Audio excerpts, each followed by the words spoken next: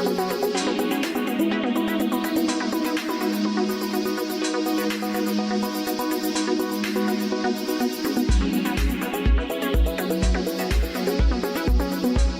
आप देख रहे हैं एनएमएफ न्यूज। मैं हूं आपके साथ गुंजन। चले बढ़ते हैं आज की खास खबर की ओर। भोपाल प्रजापिता ब्रह्मकुमारी ईश्वरीय विश्वविद्यालय राजयोग भवन क्षेत्रीय कार्यालय में परम राजयोगिनी तेजस्वी ज्ञान रत्नों की धनी आदरणीय अवधेश दीदी ने आशीष भाई को अंतर्राष्ट्रीय आइकन पुरस्कार से सम्मानित किया। हलचल भरी नगरी भोपाल में करुणा और परिवर्तन का प्रतीक आशीष सोनी सामाजिक कल्याण और सामुदायिक संवर्धन के लिए एक दृढ़ प्रतिबद्धता के साथ आशीष ने अपना जीवन हाशिए पर रहने वाले लोगों के उत्थान और वंचितों को सशक्त बनाने के लिए समर्पित किया है।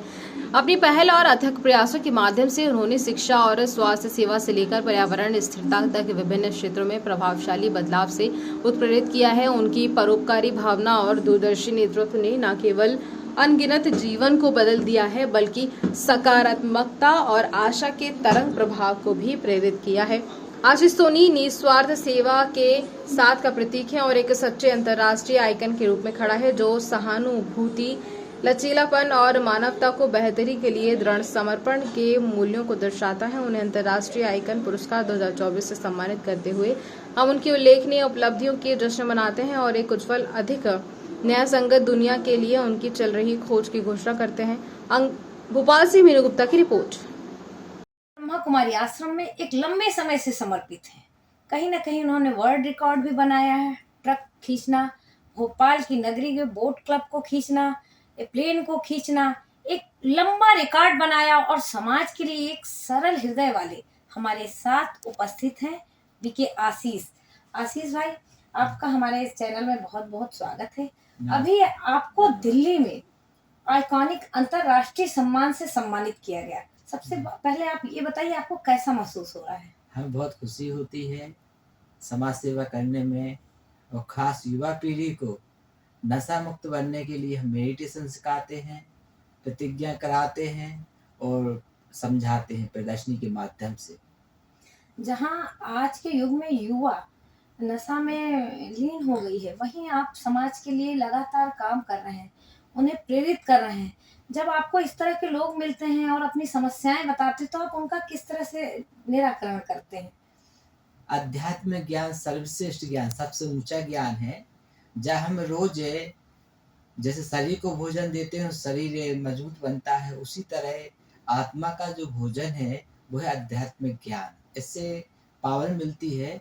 हम रोज 1 घंटा ईश्वरीय ज्ञान सुनते हैं और ईश्वरीय ज्ञान सुनाते भी हैं, जिससे बुद्धि हमारी श्रेष्ठ बनती है, अच्छी बनती है, और साथ में राजयोग का अभ्यास करते हैं, जिससे अष्ट शक्तियों की प्राप्ति होती है, जिसमें परखने की, निर्णय करने की, सहन करने की, सामना करने की शक्ति मिलती है।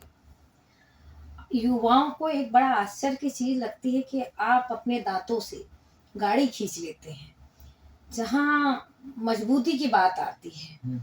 ये कैसे पॉसिबल है? ये आप युवाएं जानने के लिए उत्सुक हैं, इसके बारे में आप बताइए कि आप गाड़ी को किस तरह से खींच लेते हैं? जी, मेडिटेशन के द्वारा। राजयोग एक सरल प्रक्रिया है। पहले तो हमने अपने ऊपर योग का प्रयोग किया। पहले हमें बहुत क्रोध आता था, राजयोग करने से हमारी करनी धीरे धीरे शांत होने लगी, गुस्सा पर विजय प्राप्त हुई, और बहुत से हमारे जो तनाव में रहते थे, डिप्रेशन में रहते थे, छोटी छोटी बातों पे क्रोध आता था, लेकिन राजयोग के द्वारा हमारा जीवन सुखमय और शांतिमय, आनंदमय बन गया। हम तो ब्रह्मा कुमारी जी संस्था को बहुत बहुत तहे दिल से पदम गुणा शुक्रिया करते हैं, थैंक्स करते हैं, क्योंकि राजयोग के माध्यम से हमारे जीवन में बहुत परिवर्तन आया। लोग कहते हैं कि आशीष भाई एक बहुत सरल हृदय के व्यक्ति हैं, और आपने यहाँ आश्रम में आके कई चीजें त्याग की। समाज के उत्थान के लिए आप लगातार कार्य कर रहे हैं, हमेशा कुछ न कुछ समाज को प्रेरणा देने के लिए कार्यक्रम करते रहते हैं। आप अपना आगे का जीवन किस तरह से बिताएंगे?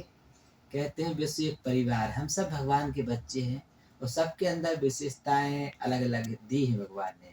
तो भगवान कहते हैं गुरुओं को देखो, गुरुवान बनो।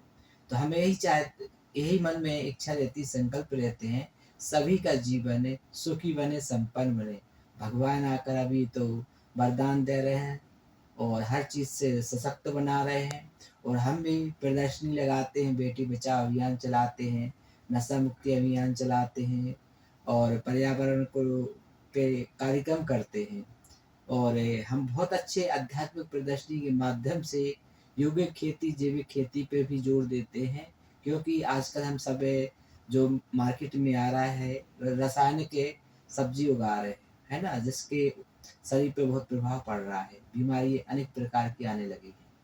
बीमारियों से मुक्त होने के लिए सादा जीवन, उच्च विचार बहुत जरूरी है।